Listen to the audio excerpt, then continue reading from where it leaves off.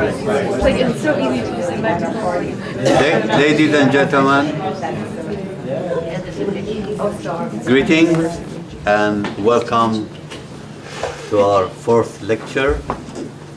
The lectures that have been organized between Windham World Affairs Council and Marlborough College. We are honored to have the president of Marlborough College here, Mr. Kevin Quickly, and many of his students who are the future of America and hopefully future of the world.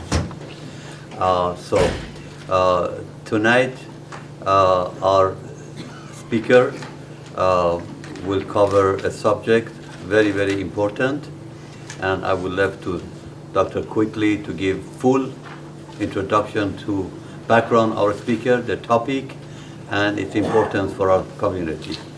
The last speaker will be on end of the month, April 28th. Ambassador, Thai ambassador who has had greatest experience in the world affair, who will be speaking about exactly diplomacy and how diplomacy can improve the world. This lecture is going to be either held here or in the Marlborough College 9 miles from here. Our colleague would like to hold it there. I support that. However, we want to be sure that it doesn't inconvenience any of the people who live nearby and walk here. So may I beg your answer to the following question. Will you be able to attend our April 28th meeting in Marlborough College, 9 miles from here? Please raise your hand. Okay. Those who cannot attend because of the distance, please raise your hand. Those who cannot attend. He's an alum, he can't raise his hand. Those who cannot attend because of distance, and I don't see any hands, so the next will be in Marlborough College. Oh, that's wonderful. Okay. With that quick introduction, I'd let our colleague Patrick to introduce Patrick Murphy, and we go on for our discussion. Please. Thank you very much. And welcome everybody to Marlborough College.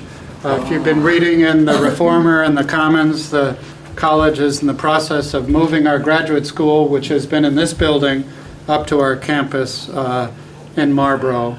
And I'm thrilled that you would like to come up to campus on Friday, April 28th, when Ambassador Pisan Manawapat will be talking.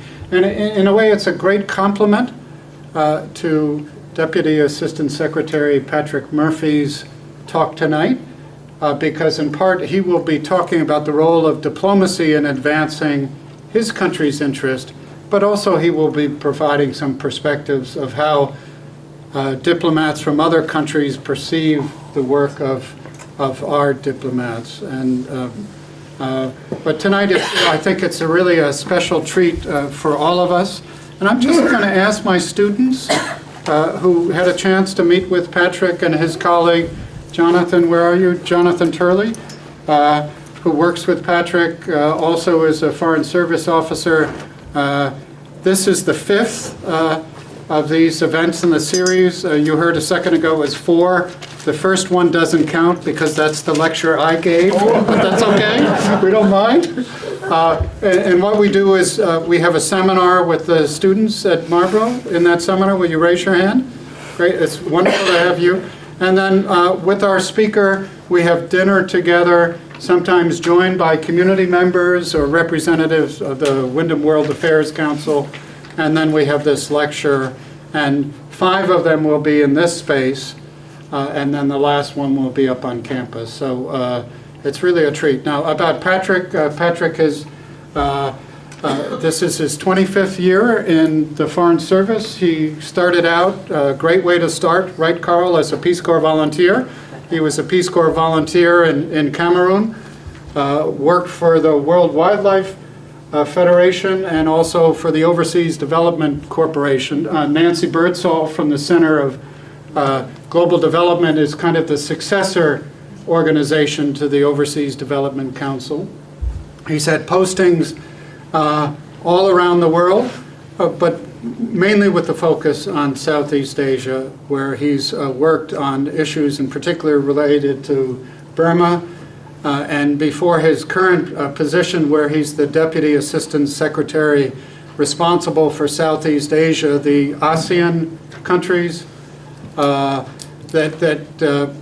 before that he was the Deputy Chief of Mission, and for almost a year the Chargé, the principal U.S. diplomat overseeing the largest U.S. embassy in the world. So what's the special treat for all of us tonight is we get a chance to welcome Patrick Murphy back to his hometown of Brattleboro, and he's a graduate of Brattleboro High School, UVM, Johns Hopkins, and the Naval War College. So Patrick, it's really great to have you with us tonight. Yeah, great. Thank you, Kevin. Thank you very much. Thank you all. It's just fantastic to see you. Thank you for coming out on a Friday night. I don't know what that says about you or Brattleboro, but here we are together. I'm so pleased to be introduced by my good friend, Dr. Kevin Quigley. We were colleagues together in the Kingdom of Thailand. And when he first came to let me know that he would be the president of Marlborough College, it was exciting news for me because I know Marlborough quite well. I was happy for him, envious. Somebody was returning back to the Kingdom of Vermont. But he planted the seed right away. He said, I'm going to Marlborough, Patrick, and I'm going to get you there. And he succeeded. 2 years later, spent a terrific afternoon with his students and seeing how far Marlborough College has come in recent years. And I'm delighted for the hook to come back to my hometown, Brattleboro.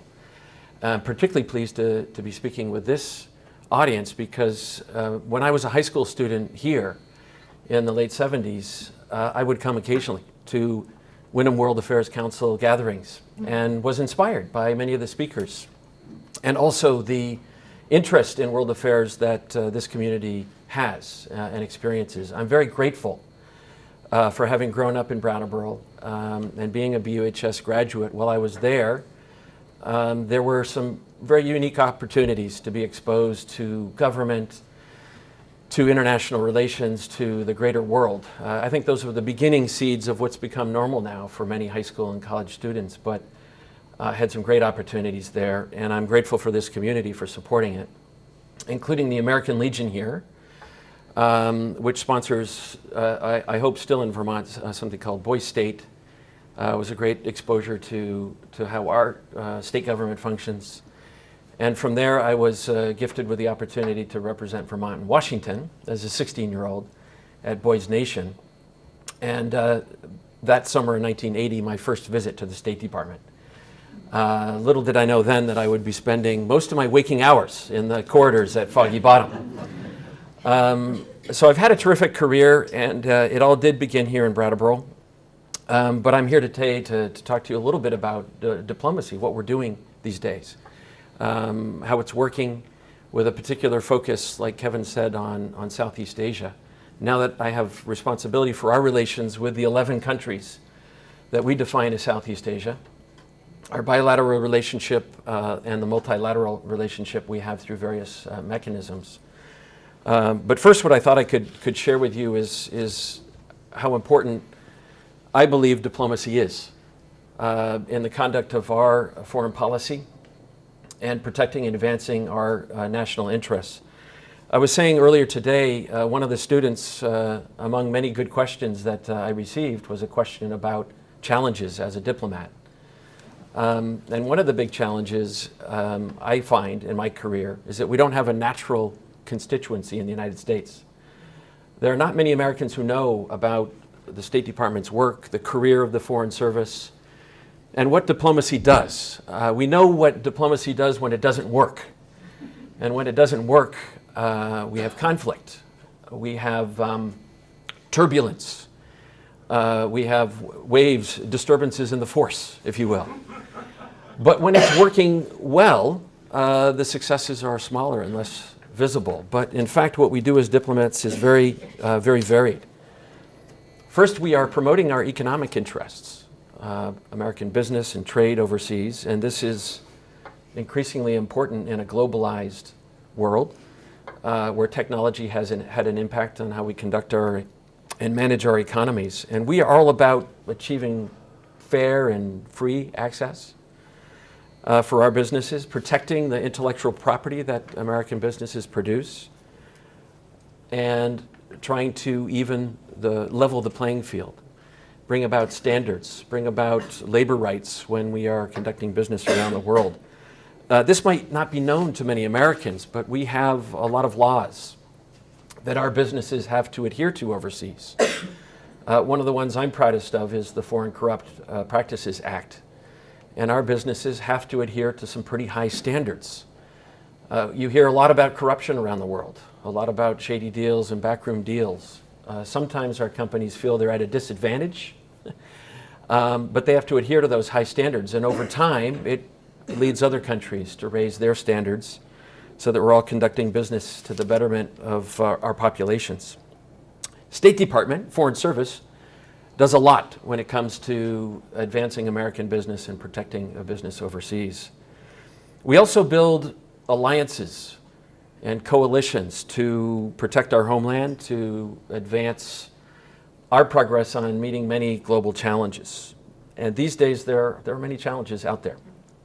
Terrorism, in my part of the world, the threats of proliferation and the nuclear ambitions of North Korea, criminality of all variety of elements that knows no borders. And we are working to address that. Same with authoritarianism around the world. Continues to rear its ugly head. We've seen a lot of progress, certainly over my career. But we're also addressing new challenges like cyber threats and enduring challenges like pandemic disease. And in the Foreign Service, in the State Department, what we advance through our embassies and our diplomats around the world are tackling all of these problems. We also advance the values that we cherish and hopefully we don't take for granted. But those are the freedoms of speech and religion and association, the benefits of democracy. And so we do a lot of work in those realms as well. We also work to foster people-to-people ties. And the reason I say foster as opposed to conduct, because this is not always the exclusive domain of government-to-government channels. People-to-people ties around the world are growing through business, through tourism, through academic exchanges. And we believe we're here to help facilitate that through a variety of programs. And that has proven to be a very useful tool in making a better world. And the State Department does a lot in that area too for people-to-people ties. Finally, what we do as diplomats is help American citizens overseas. I think that may be one of the most untold stories about what our diplomats do, because Americans very rarely encounter our embassies overseas. If they do, it usually means there's some sort of problem. Maybe it's something as small as having lost a passport or having been the victim of a petty crime. Sometimes it's more serious. And American diplomats are working every day to help Americans who find themselves in difficult situations, either by virtue of their own misdeeds. I visited a lot of prisons in my career, or through unfortunate circumstances where Americans get into very difficult circumstances. And we have made a lot of phone calls over the years, thousands of phone calls to families who have lost cherished ones while they're overseas, because the State Department there performs some very important duty when it comes to death notifications and bringing remains back to the States and helping to facilitate that.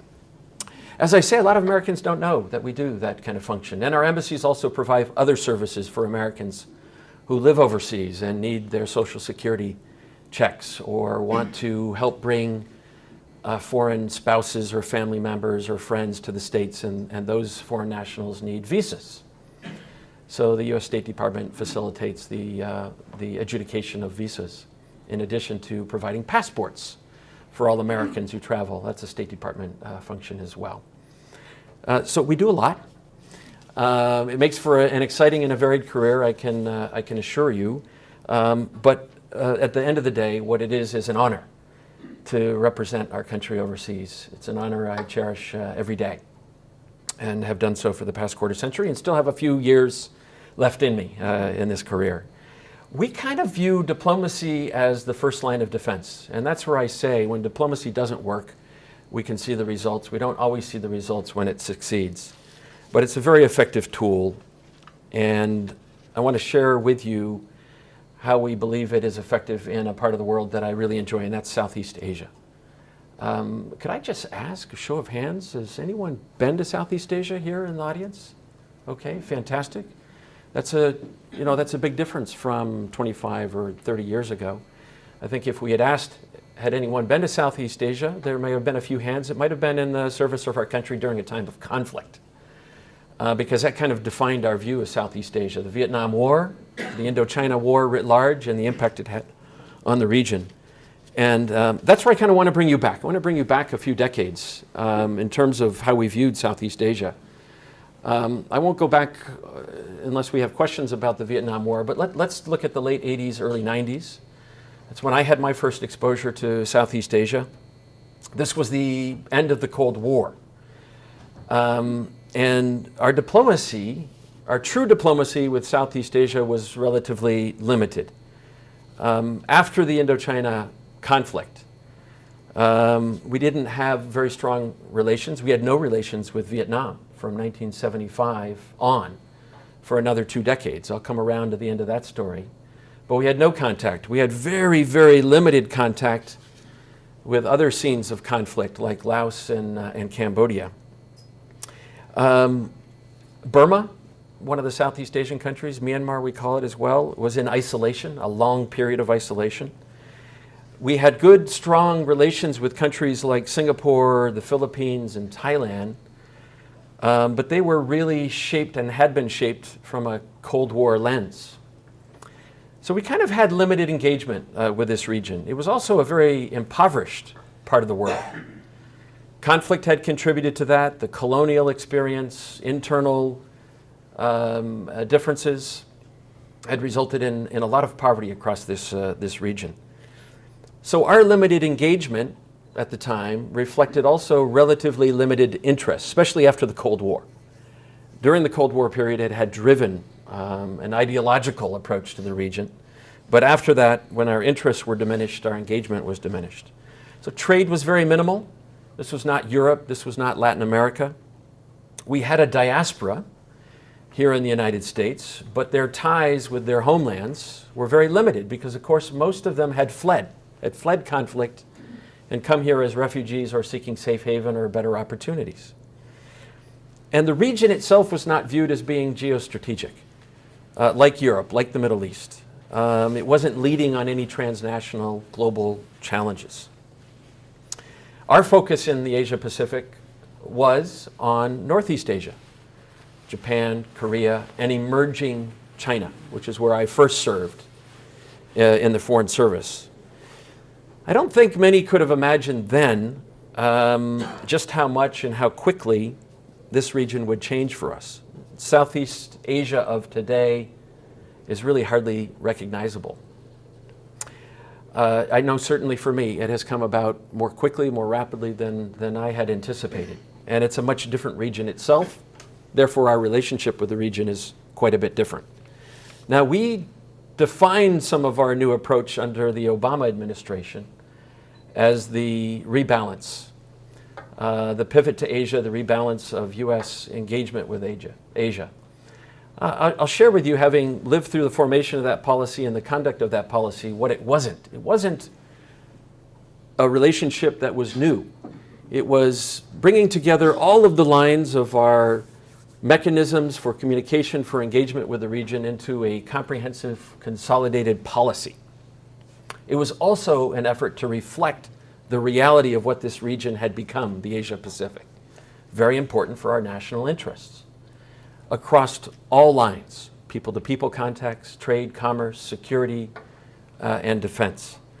And so the rebalance, we hope and we believe it succeeded in some degree, as defining our country the United States as an Asia-Pacific nation.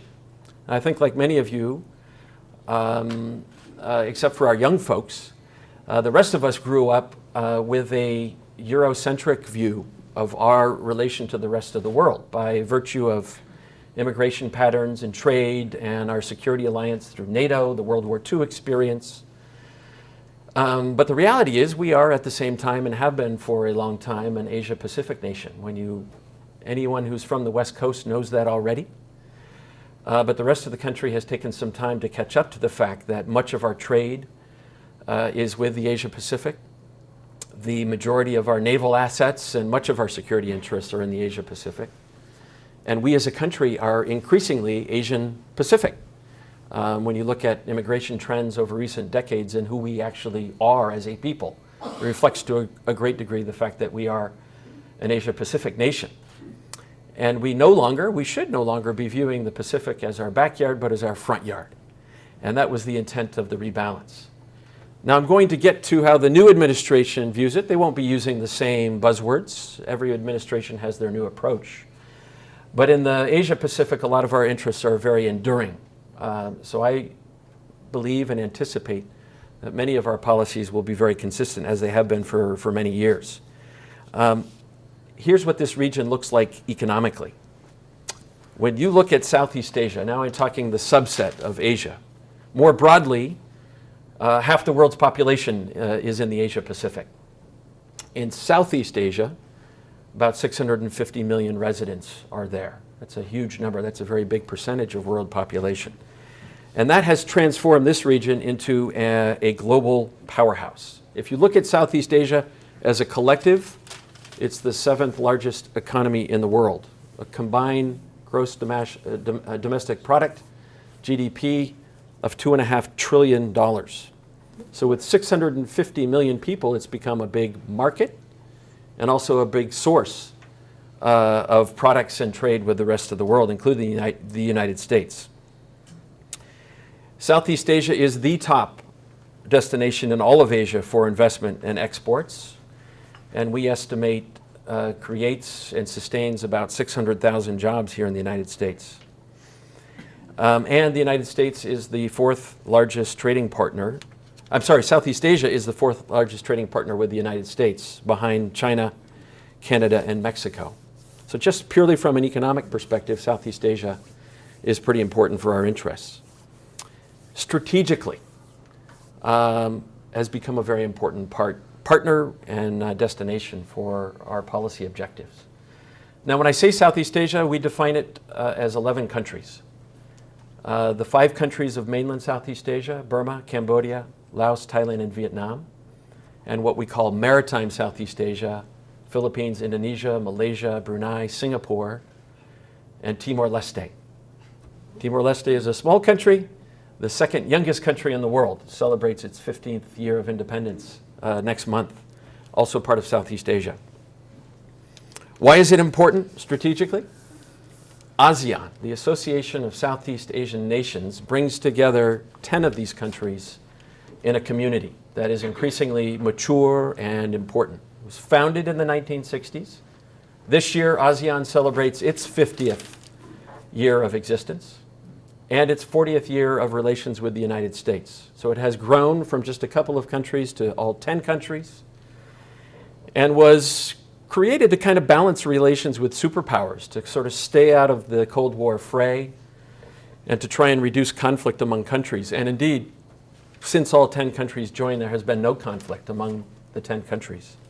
So ASEAN has become very important, and important for the United States, because this is the belly button through which we engage the entire Asia-Pacific region. We call it the fulcrum, because when the ASEAN 10 countries group together, they have a convening authority that draws in all of the other countries in the region, all of the big powers in the region. So the ASEAN meetings at very high levels include the United States, China, India, Russia, Australia, Japan, Korea, New Zealand.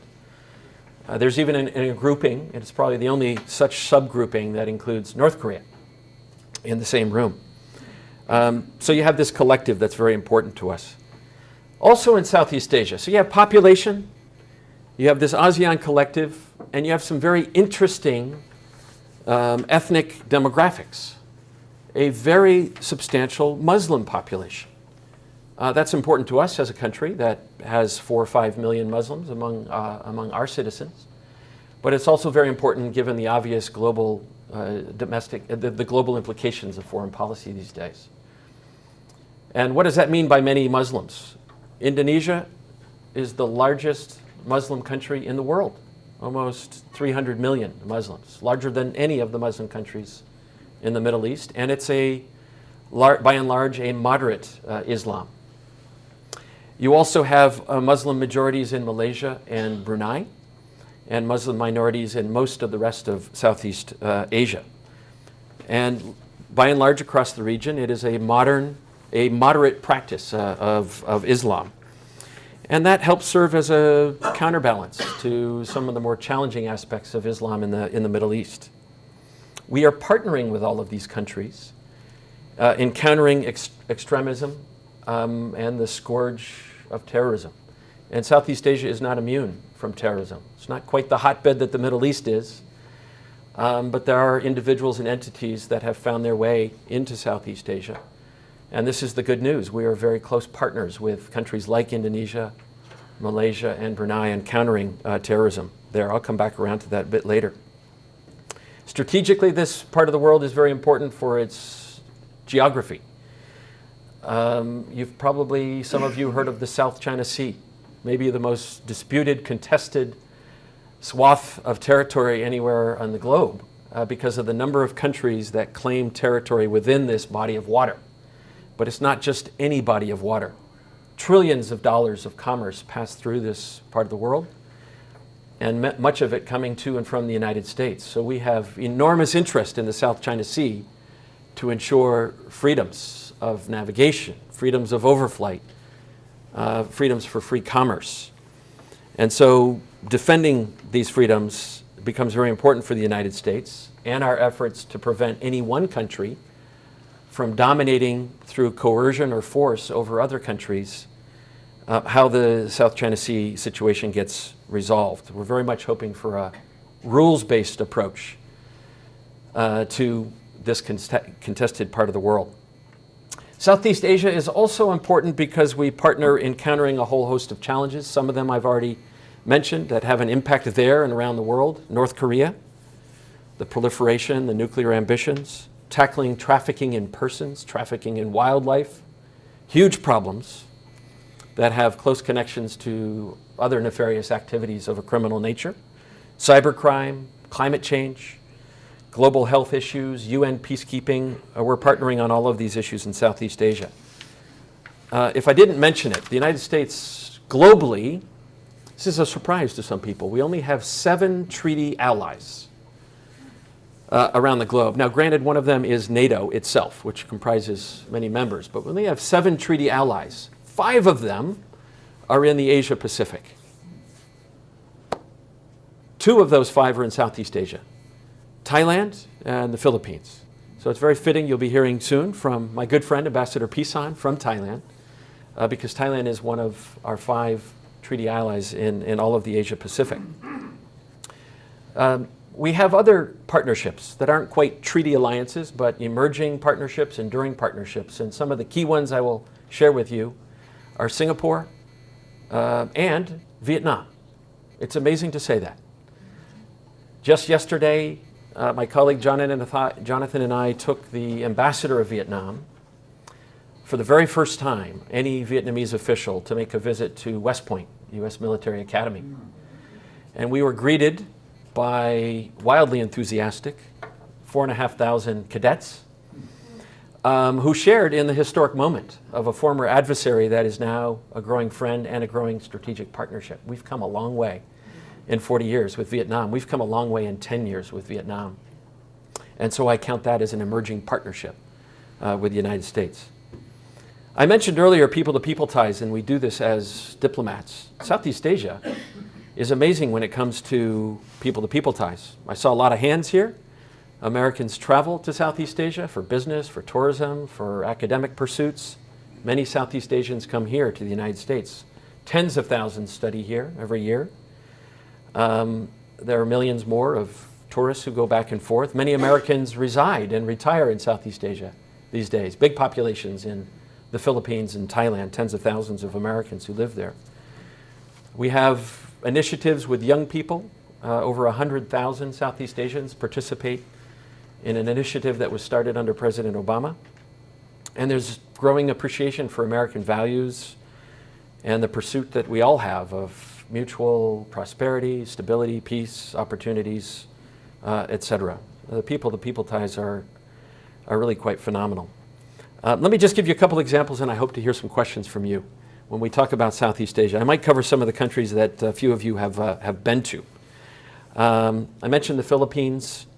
That allows me to talk about a few challenges. We have a lot of good news in Southeast Asia, good friendships, alliances, partnerships. That doesn't mean everything is perfect.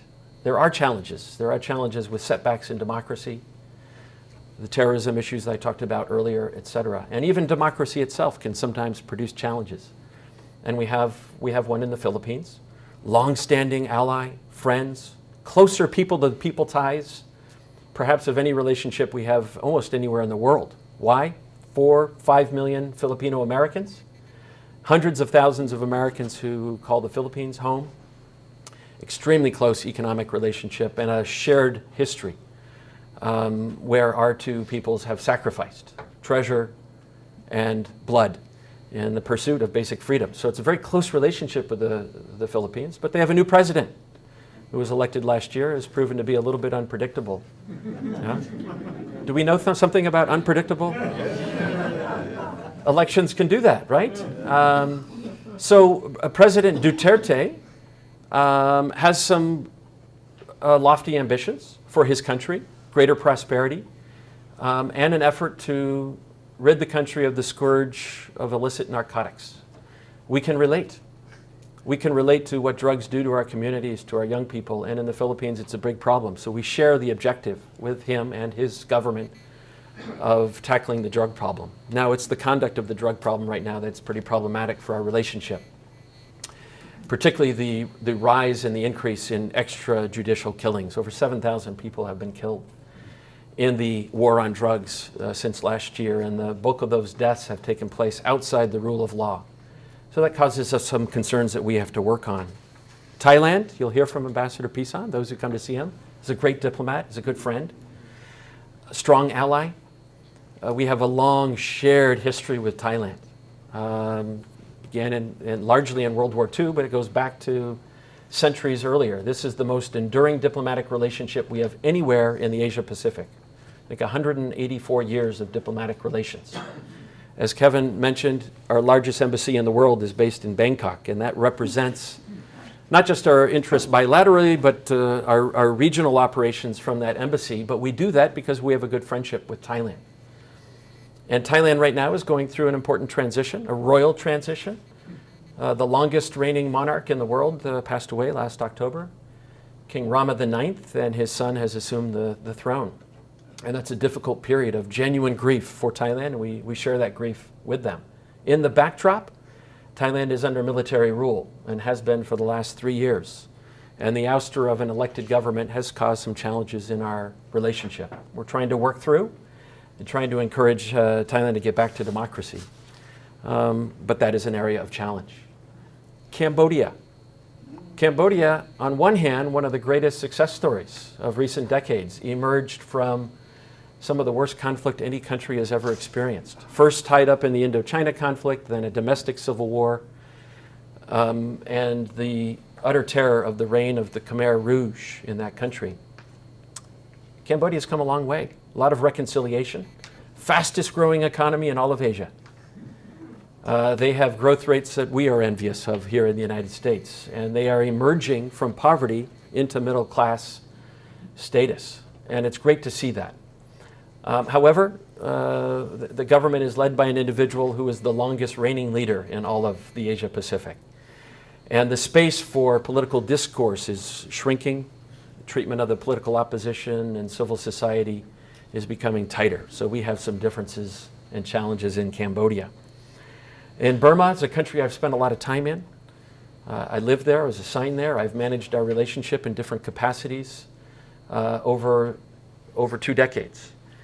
And I am incredibly encouraged and inspired by what Burma has done in the last couple of years. We like to think we've been helpful. This is what we all aspired for, and that is a transition from very harsh authoritarian military rule for half a century to democracy. And for those of you who have heard of Aung San Suu Kyi, a friend, I can call her, I've known her for many, many years, to see her go from prison, from house arrest for nearly 17 years to running the entire country in an elected civilian government for the first time in 2 generations, over half a century. It's pretty inspiring. It really is. Over 100 political prisoners are in parliament, and there is a new chapter in this country's future. But it is a very bumpy place. Burma is incredibly complex. Ethnic strife, democracy is not yet fully consolidated. Conflict, the country has been at war with itself for over 70 years, since independence. And there are parts of the country that have known nothing but conflict for multiple generations. So it's proving to be a bumpy transition. We hope it succeeds, and we hope we're helping to do so. And part of the good news story, let me not end on that note of challenge, but over the last year we've really achieved a lot, and this kind of comes around full circle to what diplomacy can do. Last year in particular was a real highlight for many of us who work on Asia. President Obama made his 8th and 9th trips to Southeast Asia.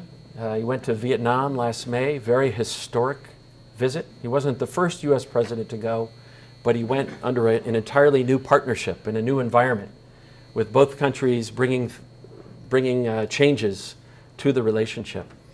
We were also able to end a Cold War relic, and that is an arms embargo on Vietnam that had been in existence since the late 1960s. Wasn't without some controversy.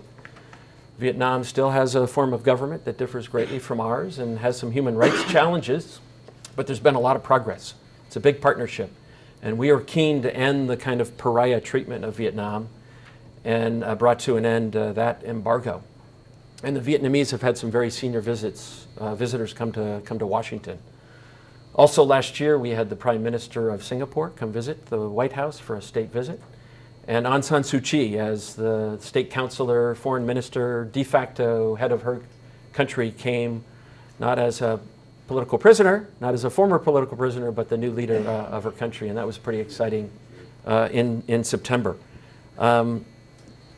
There's more that I could talk about great things that are happening in the region, but I hope we can hear from you. Let me just end by saying this, because I know it will be on your minds. Transitions. So we're going through a transition in administrations. This is what we do as career civil servants. Our current president is the 6th president that I've worked with as a public servant. Our Secretary of State, Rex Tillerson, is my 9th Secretary of State. And as career Foreign Service officers, we're nonpartisan in the conduct of our work, so we transition from one administration to the next.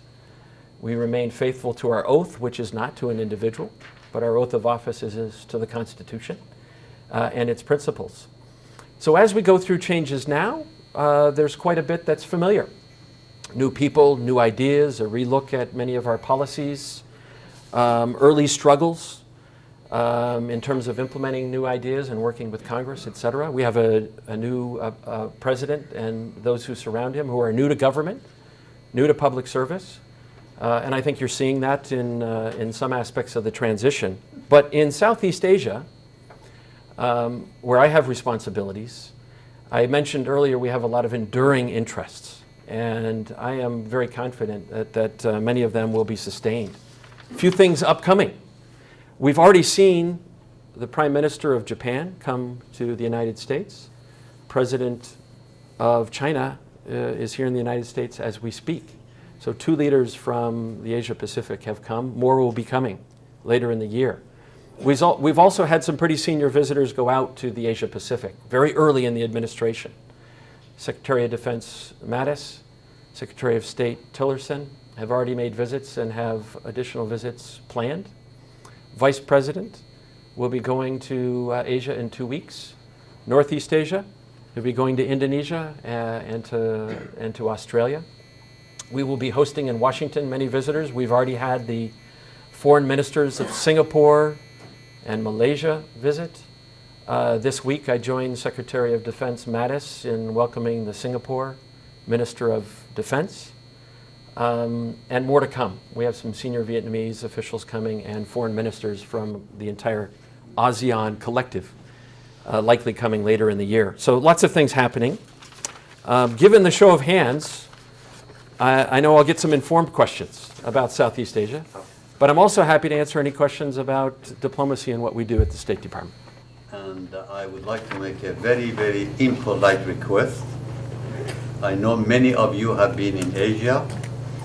We have lived there 13 years, and I could speak about my experience forever, but I would appreciate if you could restrict your comment to the question so we can answer as many questions as possible. And if you have any other comment and experience later on, we will be glad to hear from you. So thanks, please shorten your question as much as possible. You must have worked in Washington. Yeah. So please, fire away. Should we start here? What about budget cuts that we've heard to the State Department? How are they impacting you and others at large at State?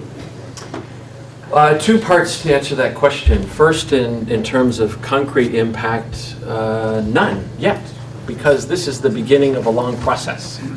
What you have heard about in the press and the media is the President's first salvo on forming a budget. It's a long process. There are many players, many actors, internal to the executive branch, and then ultimately with the ultimate important voices, and that's Congress. And I think Congress is going to have a lot to say about the budget. The second part of the answer is what I alluded to, and that's the internal process. So inside the government, there are a lot of discussions on how best to allocate limited resources, how best to advance the priorities of a new administration, which have a focus on our economy and homeland security. And to do and account for some of that, there will be some give and take. So in the first instance, we're working on the fiscal year 17 budget, which was approved previously. And we are preparing for the fiscal year 18 budget, which is what's getting all the news. I'd say it's going to be a long story. And it's quite likely that the end result might not be recognizable with the first cut, if you will. Naturally, those of us who work on diplomacy view resources as very important, to what we do. So there's a lot of internal discussion now on how best to proceed. Yeah, thank you. Please. Yeah, with the resignation of Max Baucus as the ambassador to China and the delayed confirmation of the current candidate for the governor of Iowa, and with President Xi Jinping's visit to Florida, who's minding the store in China and who's advising the president on China policy? Yeah, so first an observation on what happens when there's a change in administrations. I think there was quite a bit of mischaracterization in the press earlier this year. It's traditional, it's the practice that all political appointees, when there is a change in administrations and their service, submit their resignations, and they're asked to do so. Interestingly enough, with this transition between the Obama administration to the Trump administration, career ambassadors were not asked to submit their resignations. In some past transitions, that has been the case, because all ambassadors serve as envoys, personal envoys of the president. So with this transition, it was only the political appointees, which is extremely standard. So as of January 20th, most political appointees, both in Washington and overseas, by January 20th had ended their service. What happens then is also very traditional. You go to the next in line. We have hierarchies. We have a very good understanding based on ranks and positions, who's next in line. And at our embassies around the world, By and large, 99% of the time, that falls to the Deputy Chief of Mission. So when an ambassador leaves the country, the Deputy Chief of Mission becomes the Chargé d'Affaires, temporarily in charge. And these are very capable people. It's a role that I have filled several times in my career as the number 2 at our embassies, becoming, in a sense, the acting ambassador. So there's a lot of experience in these positions, and it's very, very normal for there to be a gap between January 20th of an incoming administration and to the point where all appointees are announced, nominated, confirmed, and in place. At the State Department, the same thing happens. The political appointees who managed and filled the upper echelon, Secretary of State, Deputy Secretary of State, undersecretaries, and assistant secretaries, all end their service with the end of an administration, for the most part, except for those who are career individuals in those senior positions. And then everyone else in the bureaucracy moves up a notch. I want to give you assurances. There are some incredibly capable people around the world who are tending to business, carrying on our foreign policy, executing new ideas and new policies. So in terms of that question, I think minding the store, it's a combination of folks who remain in positions as career foreign service officers and civil servants, and others who are in acting capacity. And who's advising the president now? On which issue? China policy? On China policy. Well, let me stick to my purview, and that's the State Department. Okay. So at the first level, I work for the Secretary of State. And the Secretary of State, and this is constitutional, is the senior most member of the cabinet and plays that preeminent role as a foreign policy advisor for the president, among many others. So my role is to help guide and advise the Secretary of State primarily. You know, on occasion, I have worked with presidents in the past on particular trips and initiatives, but on a day-to-day basis, you know, I'm working for the Secretary of State, who is appointed and confirmed and in place. Yeah, please. The Trans-Pacific Partnership, I'm wondering from a diplomatic point of view, that it's now dead. How that? What are your thoughts on that? Yeah, Trans-Pacific Partnership. It's a great question, also known as the TPP. You know, this was an initiative. It took 5 or 6 years to get to an agreement among 12 countries, forming the rim of the Pacific region, and accounting for a significant portion of the global economy. Both candidates running for president pronounced themselves during the campaign as opposed to implementation of the TPP. Now, the TPP had been negotiated and agreed to among the 12 countries. Our Congress had passed trade promotion authority to give the executive branch the ability to negotiate the deal. But with both candidates opposed to it, I think many could see that that was an initiative that might not continue with the arrival of a new administration, whether it had been either of the two parties. So now what we have is a new administration that's very keen not to have only free trade, but fair trade. So that we're not just opening up markets, but that we're conducting trade in a way that benefits the United States and not just other partners. The reality is that we do have enormous trade deficits with many countries. We're buying more things from them, more goods and services than they're buying from us. And that does hurt our economy. And so there's a lot of talk now about maybe a different strategy. I don't know if TPP is dead. I mean, the president has announced that it would not advance, but now we are waiting for the formation of a new economic policy. It's still early days. We're only in April. There are a lot of positions that haven't yet been confirmed. Most importantly, our U.S. trade representative has been nominated but not yet confirmed. That's a leading figure when it comes to trade around the world. And so we'll need to wait for the full formation of the economic policy in order to determine the next steps in implementing good trade for the United States. I would hold out the possibility of a variety of options. could be considered. Bilateral trade arrangements, or even multilateral trade arrangements. And it could include the other 11 countries that have participated in the TPP, whether it's under a new formulation, a new name, a new arrangement. But here's what stays the course. Trade is important to the United States, and we're projecting that to all of our partners.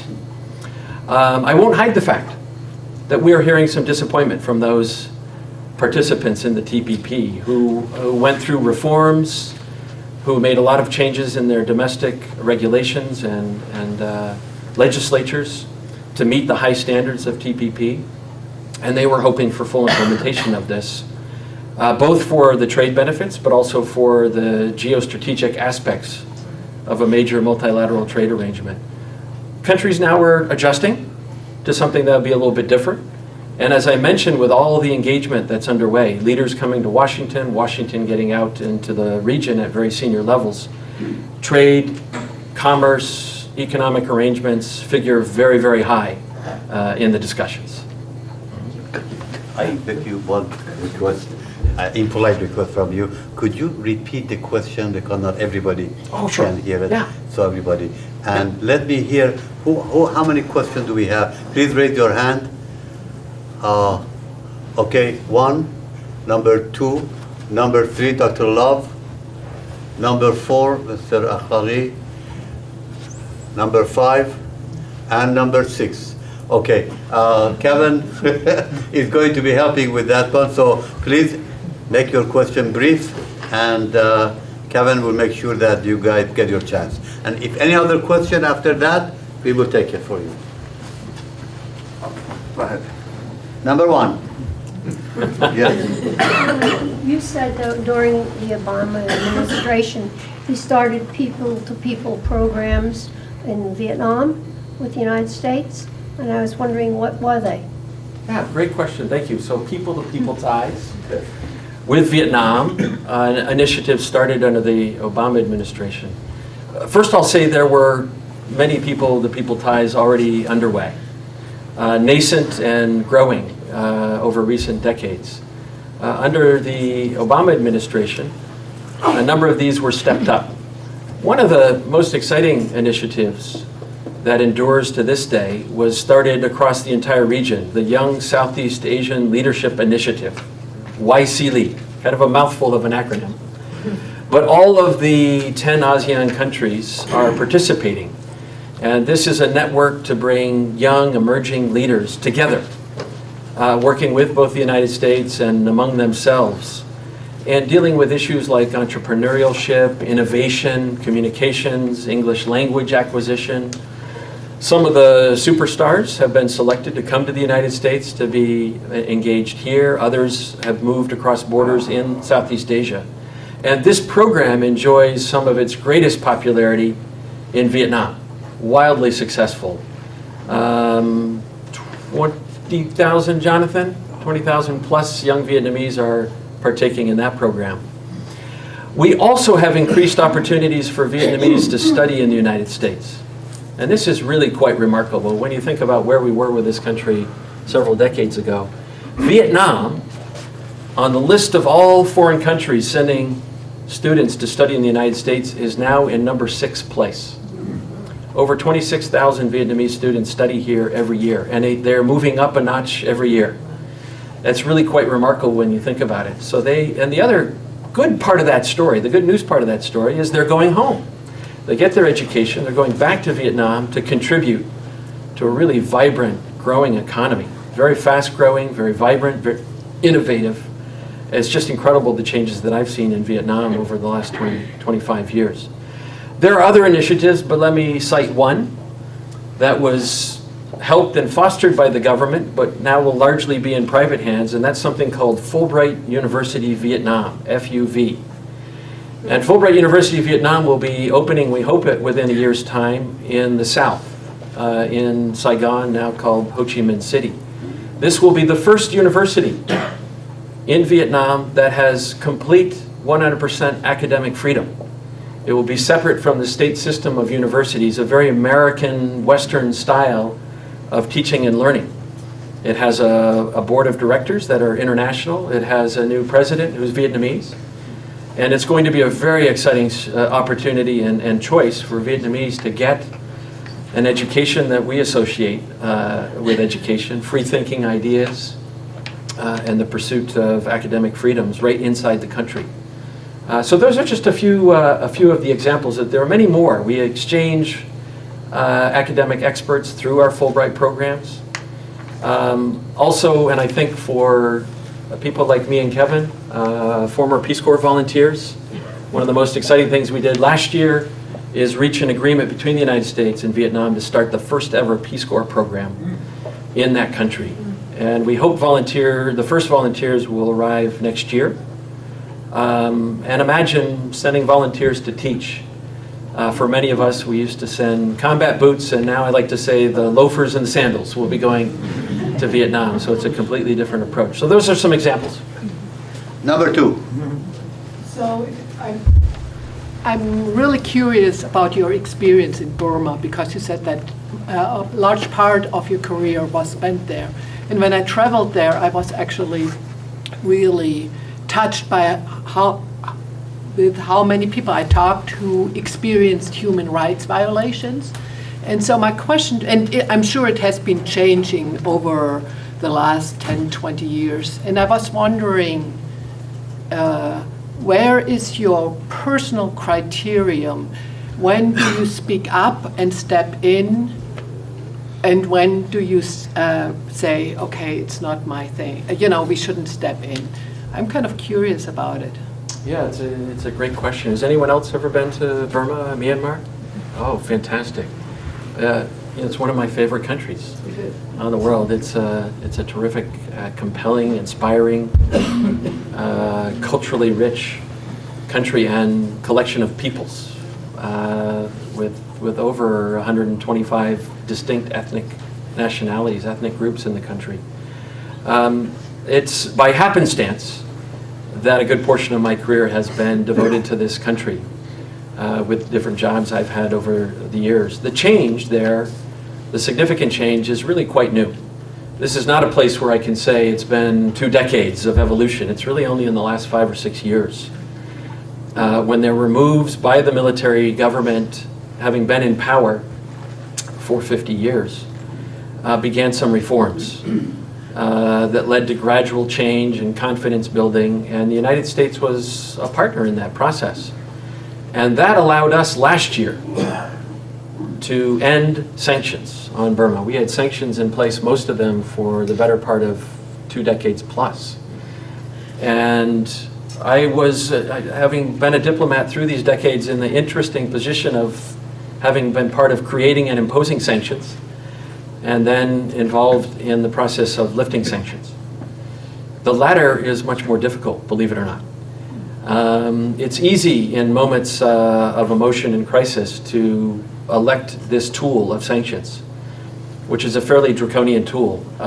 It's much more difficult to unravel them because of the process in Congress, because of the emotions among many people, primarily because it's very hard to determine perfection has been achieved.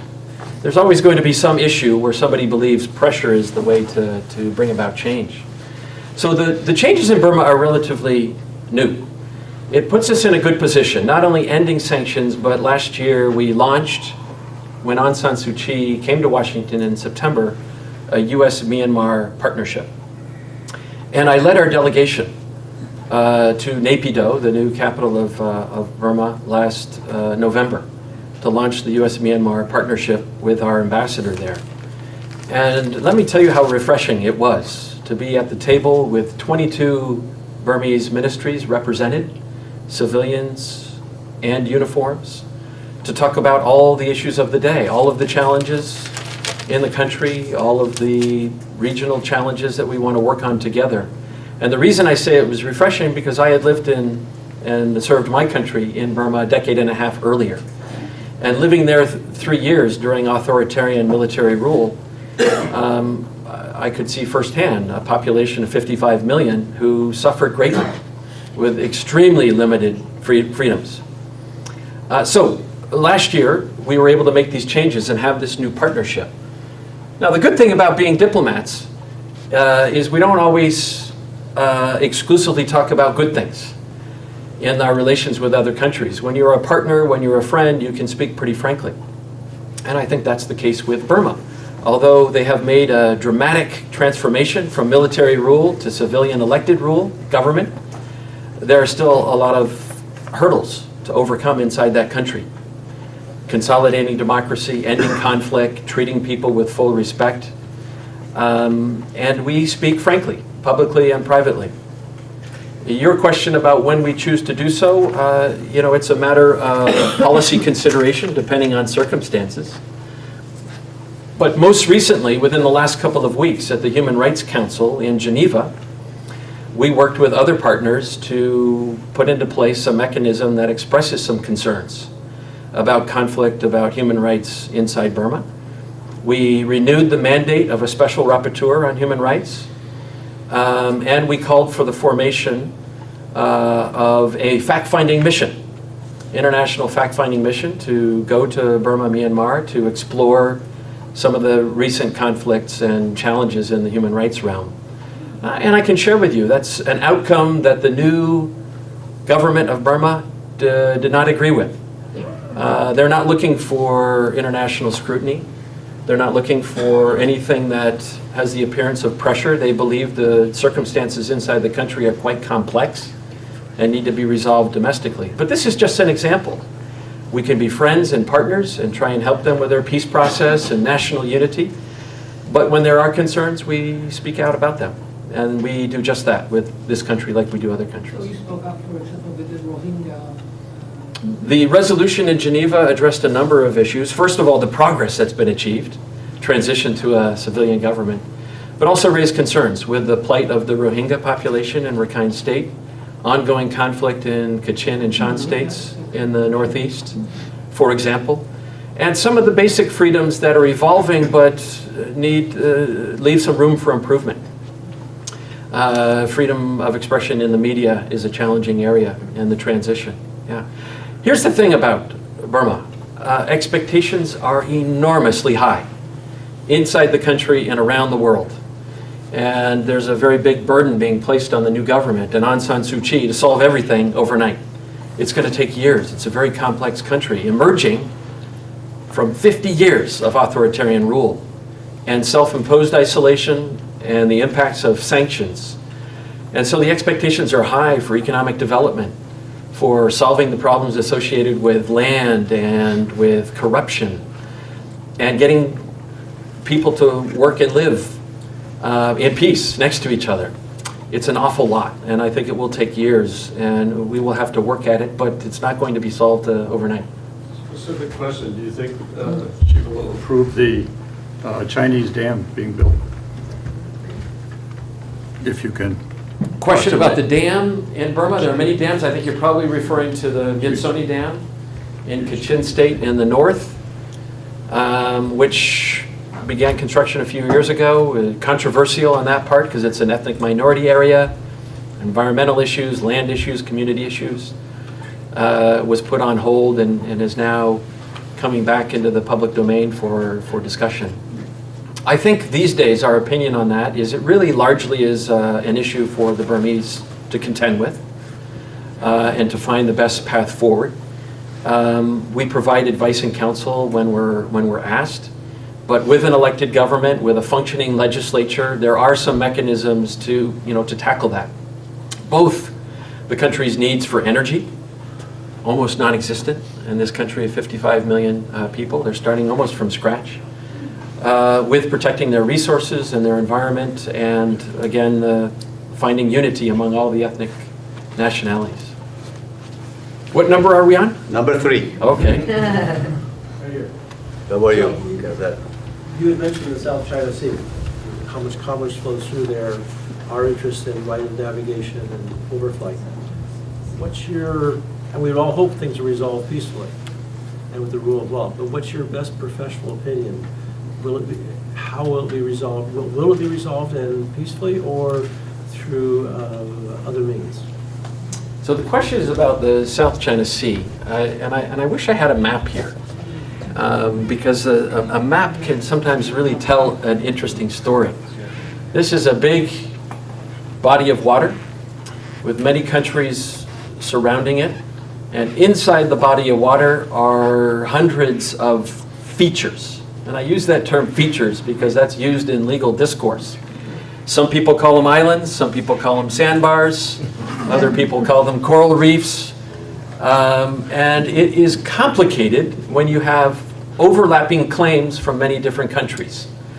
That's our territory, no, that's our territory. And they all have needs for the free flow of commerce, for fishing, other natural resources that might be there, like hydrocarbons under the South China Sea. So it's one of the most complex places in the world. And it's been a challenge my entire career, but it's only grown more complex in recent years. From our perspective, a source of these challenges is in Florida right now. And we're having discussions at the top level. China has elected to claim not part of the South China Sea like other claimants, but the entire South China Sea. And China has something called the so-called 9-dash line, which on a map are 9 dashes that kind of form a giant cow's tongue. It's a huge swath of territory, quite far, most of it, from China, and literally lapping up on the shores of a number of countries in the region, most notably the Philippines, Malaysia, Brunei, Vietnam, and to some degree, Indonesia. So it's really complex. And in addition to its expansive claims, China is also undertaken reclamation efforts at these land features. So if it looks like a little sandbar, what China has done is dug up territory and built these into small islands. And that's a big problem for the rest of the region because they are taking claim and then constructing things that haven't previously existed. And the third set of problems is what they're doing with those reclaimed land features, and that is militarizing them, putting in landing strips and military equipment that project a military presence throughout a contested area. So your question about where we think this will go, we certainly hope it's through dialogue, through peace, through discussions. And we advance very much the argument that this needs to be done on a rules-based order, not the coercion or pressure of any one particular country, but looking at international law, using mechanisms for dialogue to come to some solution. We have a great interest in this. We're not a claimant, but we are big advocates for freedoms of navigation and overflight and commerce. And we do believe that no one country should bully other countries to a result. This is fascinating. It's kept a lot of lawyers employed in recent years, but there was a big case last year. A tribunal took on an arbitration case under the United Nations Convention on the Law of the Sea. Philippines brought the case against China, and the ruling, it took several years, and the ruling came out last year. And it was a pretty stunning ruling. It was far more expansive than most expected. It did not determine claims. So all of the claimant countries can still advance their sovereignty and their claims. But it did clarify matters about what's a land feature and what's not a land feature. As I said, it's an incredibly complex part of the world. And this was a very helpful ruling that's binding on both the Philippines and on China, and can help serve the basis for other countries to advance dialogue and resolve claims. And it's rules-based. Unfortunately, China has chosen to ignore the ruling. And so that's created some complexities. But what I can share with you is the South China Sea is the topic of all of our discussions and all of our dialogue, as it is in Florida this week, as it is in our discussions with countries in the region. If a follow-up on that? Yeah. From your own professional experience, what would be your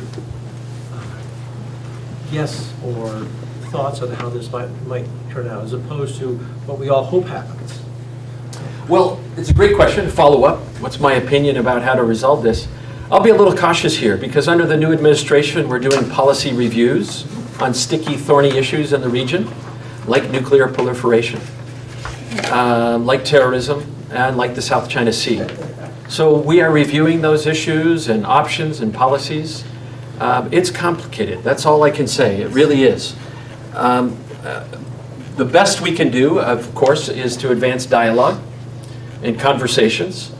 And I think we will likely, regardless of the options that we pursue, come back to this rules-based approach so that there's a transparent method for resolving disputes, that all can subscribe to norms and not just create out of thin air claims and the basis for those claims. So I'll be appropriately cautious, but let you know that we are continuing to give it a lot of thought, and it remains complicated. Question number 4. I think left. Number 5. Oh, here it is. Mr. Akhlavi from Afghanistan. Great. You can speak Persian, English, French, German, however you like. Go ahead. I will speak English. Go ahead. Okay, good. That's Maybe helpful. if you stand up, people can hear you too. Yeah. Thank you. So you talked about the Southeast Asia and your interest and policies and everything. I would like to know, you haven't mentioned Afghanistan, which is part of Southeast Asia. And I believe that America has a great interest in Southeast Asia, specifically in Afghanistan. And I'd like to know the greatest interest that you have in Afghanistan. And that's one part of my question. The other one is with the terrorism and the Taliban getting more in power, and the government has changed here and there in Afghanistan, the administration has changed. What is the policy of keeping the U.S. Army in Afghanistan or withdrawing them? We know that the Afghan government is not stable, and would like to know how would you look at it and solve the issues there. Yeah, thank you very much. I think everyone could hear. He was standing up front. I couldn't hear. Couldn't hear? Now can you hear? His question was about Afghanistan and our policies involving military options and the like. It's a difficult question, and I have an easy out. As the military would say, that's out of my area of responsibility. The way we define the world and kind of break it down geographically at the State Department is a distinction between East Asia and the Pacific and South and Central Asia. And so Afghanistan we group as part of South and Central Asia, South Asia. My realm, if you will, ends at Burma, Myanmar. So everything east of Myanmar is in the East Asia Pacific. Everything west is in South and Central Asia, which would begin with India and Bangladesh. Yeah. Is kind of on the other side. It's kind of artificial. It's interesting because some people think that Afghanistan is part of Middle East, and some people say it's part of South Central Asia. It's just complicated. It is very complicated. It is very complicated. And sometimes we're not sure we've always made the right bureaucratic line. Certainly for those of us who work on Southeast Asia, because our geographic zone ends at India and Bangladesh, sometimes we wish it was broader because the engagement and interests with those countries are pretty closely linked, and they sort of straddle both sides. But I'm delighted to say that I have other colleagues who work Afghanistan and that tricky issue. Maybe, Kevin, we can try and get them here next. Yeah. But thank you. Sorry, I don't work on Afghanistan. Okay, yeah. I was just going to, you mentioned the rule of law and the role of the United Nations, and if that Americans are so ignorant in general about the role of the United Nations, I'm wondering how you see internally this administration's attitude toward the United Nations and how you see it unfolding in terms of our dues payment and all of that. Yeah, so the question is about the United Nations and how we approach it. I will say this. Every administration has different rhetoric, different philosophy, different approach to the United Nations, which has become a very vast entity of many different agencies and locations around the world. What defines the United Nations these days is really quite massive. But let me offer you this. One of the new president's first nominations was for our ambassador to the United Nations, which he has sustained as a member of the cabinet. Not every president has done that. And so Ambassador Haley is now in New York and functioning, representing us at the Security Council and the rest of the UN bureaucracy that's there in New York, and she's been quite vocal on many issues, even this week on Syria and Russia. So we are part of the United Nations and will remain a part of that. But as I say, there are many other entities. I referred earlier to the Human Rights Council, which is a UN function in Geneva. We have representation there. We bring up country issues and discuss them there as well. We are still the largest donor for virtually all UN agencies, like the UN Development Program, the UN High Commission on Refugees, among others. And as the largest donor, we have a lot of opinions, about how the money should be spent and where resources should be diverted. And we are a big contributor to UN peacekeeping, training other countries to make contributions and the like. I mentioned a few today. We've been very helpful for Vietnam, making contributions to UN peacekeeping among other Southeast Asian nations. So I think in part the answer to your question is that much of our involvement with the UN continues and is sustained. On a bigger level, I will watch with you what our new president does in terms of resources and dues paying and some of the debates that take place about how the UN should be funded. It's a very costly enterprise, and we're the biggest payer. So I think at the end of the day, we should have an opinion on how the resources are utilized. But despite what you hear and see, the new administration believes multilateral entities are quite important. And we need allies and coalitions within those organizations, not just the UN, but other groupings to which we belong, like NATO and free trade arrangements, etc. So I think more to come. Yeah. As you realize, we could stay here until midnight or after midnight. However, we would like to have one more question there, and after that we will thank you and we will terminate. Yes, sir.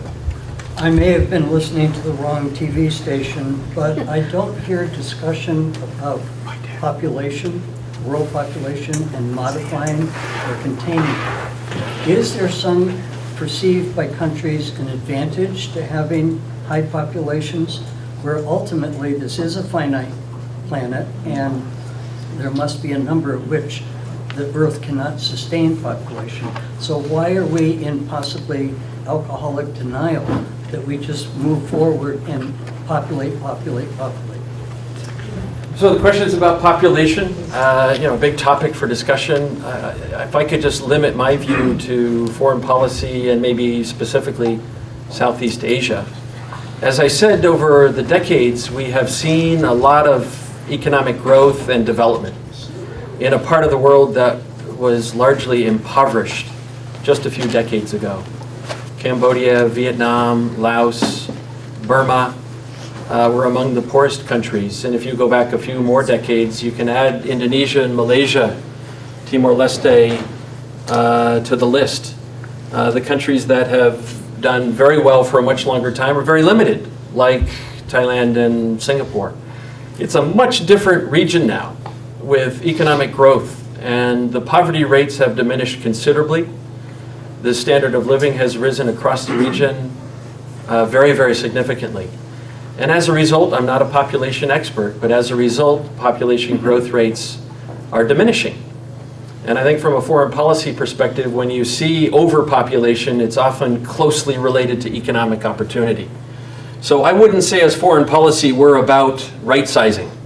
That's not what we do. Encouraging population growth or population shrinkage. But to the extent that population is a factor on conflict, on development, we are certainly advocates and have been through all administrations in the modern era for economic opportunity and growth. And the elements of democracy and the values of democracy have been helpful in this regard too. When people have choices on where they can move, what kind of employment they pursue, then they're making different kind of choices on family size and family growth. So you're seeing a pretty sharp diminishment of population growth rates in Southeast Asia, which is important because, as you note, big populations have a huge impact on the environment and on resources and the like. Well, with this great presentation, we would like to thank you very much with few gifts from Vermont. Oh, wow. Syrup, cake, chocolate, and things that you have never had before. Thank you very much.